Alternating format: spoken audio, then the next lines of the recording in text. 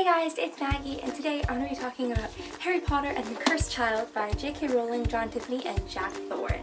I never thought that there would be a day that I get to film a video talking about a new Harry Potter book. Like, that's something I just never expected to happen. And here we are. And I could not be happier with this book. I know a lot of people had problems with it. I mean, this wasn't perfect, but this was not a book. This is the 8th story in play form. So it goes by a lot quicker than the 800, 700 page books that we were used to, but it was still amazing.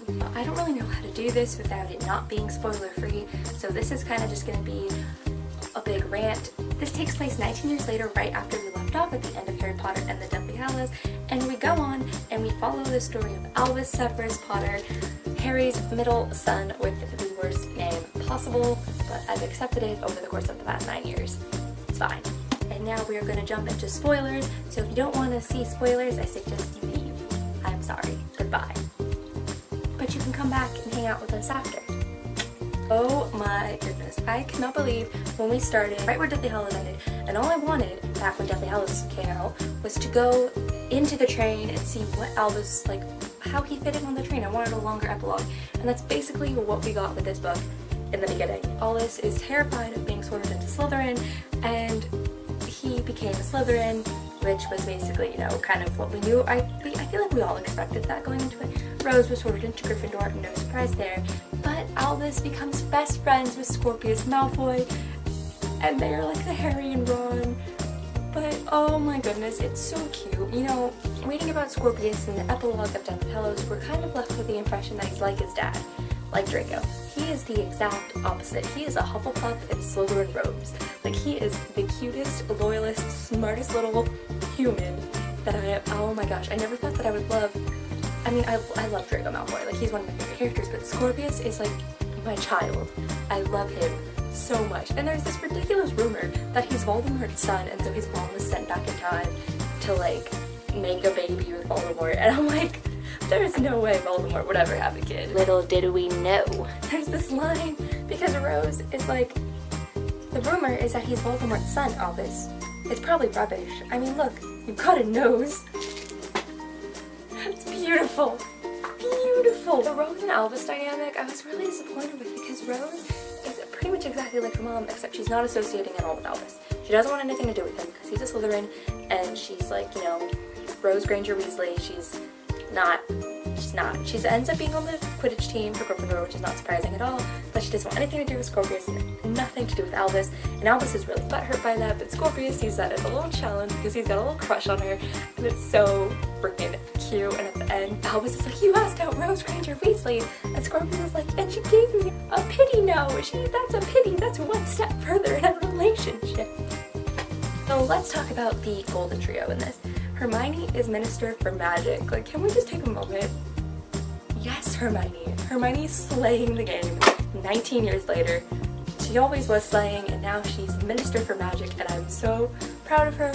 Ron, I don't know what Ron does in this. I think he works at the Weasleys, I think. Ron's just kind of there. He's the comedy relief of this story, which kind of disappointed me because Ron is such an important character in the 7 books. But, you know, he's still very, very important in this book. And at the end, I like at the end when they were like all standing up to the Ministry, and Ron was like, you know, I had nothing to do with this, but they're all standing up, so I have to stand up too. Like, he's so loyal, and I love Ron, and so his character wasn't wiped completely in this. I just wish he had a little bit more. And then we have Harry. Oh, Harry. A lot of people had issues with Harry being such a terrible parent to Albus, but I don't think that's really what it was. James is literally James, like, Potter the First. Like, he's literally exactly like James Potter. Like, that's, and so Harry, and he's got a lot of Harry in him too. You know, Gryffindor, you know, he's pretty much Harry's firstborn son. You know, Harry can relate to him a lot. And then you have Lily Luna, who's his daughter, and, you know, his little girl, and she's also in Gryffindor, and he can relate to her a lot easier, and she's a lot like her mom. But then you have Albus, who's on Slytherin. He's got a lot going on, and he just doesn't relate to Harry as well. And I feel like that's such an important part of this play, is that you see Harry and Albus's relationship develop, because there's nothing there before. They're just constantly, he can't relate to his son, and he's trying, and Albus is pushing him away, and so you see throughout the play their relationship develop. Ginny is, of course, bit like amazing in this book when Harry and Draco are dueling in her kitchen, and she comes downstairs and she's like, what did I miss? I was like, that's such a Ginny thing.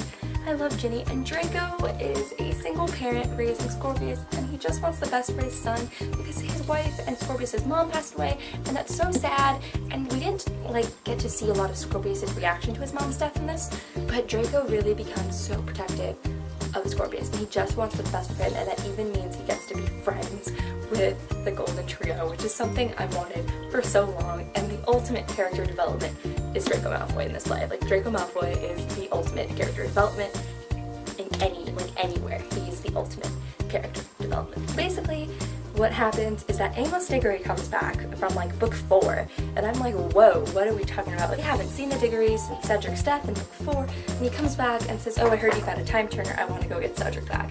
That's not going to go well. There's a reason Harry never brought his parents back from the dead. Like, we talked about this. There's a reason it doesn't happen. And of course Albus overhears this and decides he wants to do something exciting like his dad did, and he convinces Scorpius, we're gonna jump off of the train, we're gonna go to Amos Diggory, and we are gonna get Cedric back to get off the Hogwarts Express. And the trolley witch comes up, and she's like a demon, saying that she like had to stop Fred and George Weasley and James and Sirius from getting off the train. And that's so great because it's like you've got 3 generations. You've got James and Sirius, Fred and George, and now we have Albus and Scorpius. But you know, she turns to like this demon creature thing, and I'm like thinking back to the image of the trolley witch that I have in the movies, and I'm like, okay, like this is kind of out there, but you know, I'll roll with it. Scorpius and Albus get off the train. They go to meet Amos Diggory and his niece Delphi, who I should have known. Her name is Delphi. I should have known that she would be like a horrible character as the story progressed. But I was like, oh, she's like she wants to travel back in time with them. That's great. But the more they mess with time, the more it screws up the reality. So the first time they go back in time, they mess up like the first task or something somehow. I forgot, they like, what they do, like steal Cedric's wand or something during the first task, and somehow that all ends up to Ron being married to Padma Patil, and he has a daughter that's not Rose. Rose doesn't exist. Hermione is like the Defense Against the Dark Arts professor, and she's evil and she's mean, and that's something I completely did not expect because she got heartbroken because Ron obviously and her never got together. Harry is like this horrible parent. Albus is in Gryffindor. Albus and Scorpius aren't allowed to be friends. It's this whole different dynamic going on. And so then they try to fix the second task, and that ends up wiping Albus from existence because of the fact that, you know, Cedric was so humiliated after the second task he became a Death Eater, which led to a bunch of other things happening, which led to Voldemort winning. Let's just talk about this. We have this whole alternate reality scene where Umbridge is the headmaster of Hogwarts, and when I saw that, I cringed because Umbridge, I never wanted to see her again, and she's back, and she was just as annoying as she was in book 5 and up, and I just did not want anything to do with her. And she's like, Scorpius, you're interrupting, or whatever she said, you're interrupting Voldemort Day. What? And so instead of like Battle of Hogwarts Remembrance Day or whatever they call it, it's Voldemort Day because Voldemort won, and they're having this like ball, like a Yule Ball 2.0 to celebrate Voldemort Day. I'm sorry, Voldemort Day, that's the name they came up with? Did Umbridge come up with this? Did Voldemort come up with this? I need to know. And Scorpius is called like the Scorpion King, and he's like, you know, like the heartthrob of Hogwarts because, you know, he's a Malfoy. He's a Slytherin, obviously, and like he ends up finding Professor Snape, who's alive, and when we saw Snape, I almost started crying because as much as I didn't like Snape in the books, I really think that he had an opportunity to redeem himself, and he had that in this story because he was a good character in this story, and he took Scorpius to Ron and Hermione, who are still alive because Harry was killed by Voldemort, and so they are still in hiding, like under like the Whomping Willow and the Shrieking Shack, and they are the only ones left of Dumbledore's army that are still trying to fight. Hermione is wanted by the Ministry of Magic. Ron is right by her side. And you know, Scorpius has to explain everything to them, and he's like, no, like, this is not real, like, this is an alternate reality, like, Snape's dead. Like, this whole interaction between Snape, Scorpius, Hermione, and Ron is hilarious. Snape says, safe, he's safe. But you know you never could listen. You're a terrible bore of a student, and you're a terrible bore of whatever you are. Hermione, I was an excellent student. Snape, you were moderate to average. And so when Snape's trying to find out how he dies, he he's like, and Snape, what is Snape doing? And Snape's like, I'm dead. And Scorpius is like, how do you know? He's like, well, you seemed a little surprised to see me. How? Bravely. Who? Voldemort. How very irritating. Oh, Snape's like, great. Out of all the people that could have killed me, it's Voldemort. The whole dynamic happens. Ron and Hermione realize that they need to destroy this alternate reality, basically, in order to get Scorpius back. And so they go out, and the Dementors are right there hunting Hermione down. And Hermione and Ron like admit they're in love, and they kiss, and then they die together because the Dementors like suck their souls out. And I was like, oh my god, this is horrible. This is the worst thing. I never wanted this. I never asked for this. Like, no. Like, this is not what I wanted. This is not. No. Scorpius finds Albus again. Albus is fine or whatever. And Delphi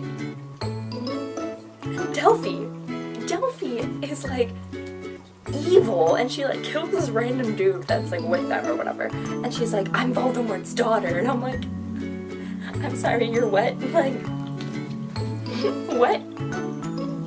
I'm sorry, did you just say? She's like, I'm Voldemort's daughter, I'm gonna take over everything, like, I'm going back in time to make sure he lives, and blah blah blah, and I'm like, girl, honey, like, tone it down, like, you have problems. We realize that Voldemort and Bellatrix have a child, which is Delphi. And I'm trying to figure this out because Bellatrix, like, wasn't pregnant during the Battle of Hogwarts, or like right before the Battle of Hogwarts. So I'm thinking, like, trying to figure out when she was born, but also I refuse to believe that they had a child. Like, I'm convinced, like, I have this theory that they used some kind of magic to conceive her so Voldemort could carry on his legacy and, like, create an evil from evil. Like, there's no way. Like, I refuse to acknowledge that. Like, that's what they did. They used magic until it is said otherwise.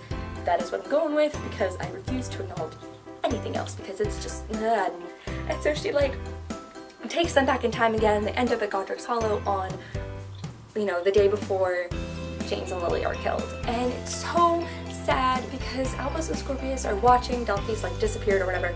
Albus and Scorpius are watching as James and Lily come out of Godric's Hollow, pushing little baby Harry in the stroller, and just knowing that that night they were gonna die. Scorpius is like, well, great, now what do we do? Because Delphi decided she was going to stop Voldemort from killing Harry, so none of this spiraled, and so Harry, none of them would have been born. They decide, we need to find out, like, we need to get a note to my dad in the future. And so they take Harry's baby blanket, which I don't know how they found. Like, I don't know how did they break into Godric's Hollow and get the blanket. It doesn't make sense. And then, like, in the other, because they picked the baby blanket because Harry tried to give the blanket to Albus as like a bonding gift, and Albus flat out rejected it.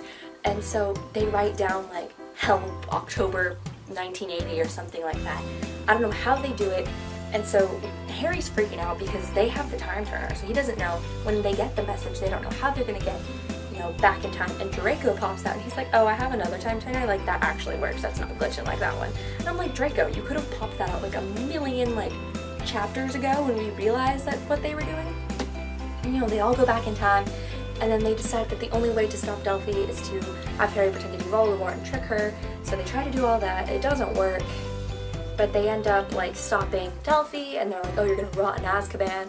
And I'm like, guys, that didn't work. Like the whole reason this war started up again is because the Death Eaters broke out of Azkaban again. Like, come on, let's use our brains here. The saddest part of this whole thing is the fact that Harry is standing there watching Voldemort kill his parents.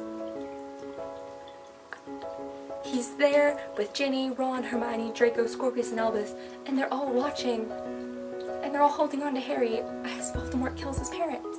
And we can hear him try to kill Harry, and we see that all backfire, and then we see Hagrid come in and find baby Harry in the wreckage of the house and takes him away to the Dursleys, and it takes us all the way back to book 1, and it's like, oh my, like, that's horrifying. I read this book in like 4 hours when I got home from the midnight release party, and I was sitting in bed and I was crying my eyes out, because that is one thing I could have gone my whole life without knowing that that it is canon that Harry Potter watched his parents die, like, and remembers it like as an adult. Like, no. You know, Harry and Albus fix their relationship, and evil is stopped once again, and Harry's scar stops hurting again because it started hurting during this play. And that's when you know things are getting wrong, because it's like 22 years later at this point or something, and the scar hurts again. And I'm like,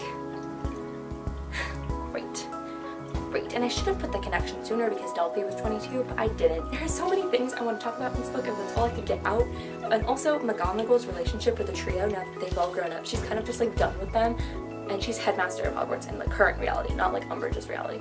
But she's done with them, and she's like, Potter, I don't have time for this. And it's great. Like, McGonagall has always been done with them, and every time they pop back in through like Floo powder into her office, she's like, can you not destroy my carpet? And it's fantastic. Those are my thoughts on Harry Potter and the Cursed Child. I really enjoyed it. I did give it a 5 out of 5 stars because although it was crazy out there, it's Harry Potter, and I loved it, and I loved reading it, and it was really enjoyable, and that's why I gave it a 5 out of 5. So thanks so much for watching, guys, and I'll see you guys in my next video. Bye!